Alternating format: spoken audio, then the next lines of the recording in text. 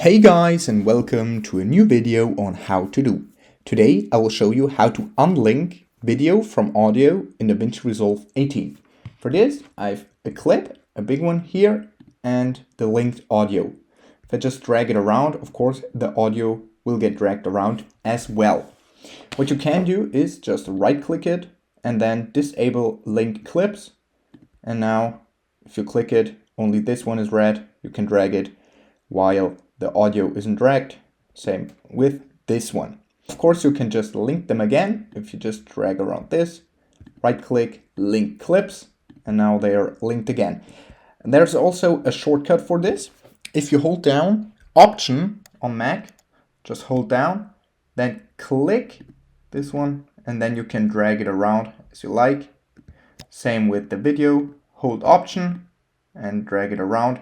What you also can do with this Option shortcut, if your clips are linked to each other, just hold down Option, click it, and then you can adjust it, make it longer, like this, and your audio just stays the same.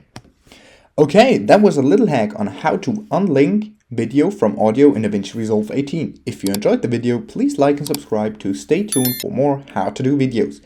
If you have a video suggestion, just let me know down in the comments. See you guys soon.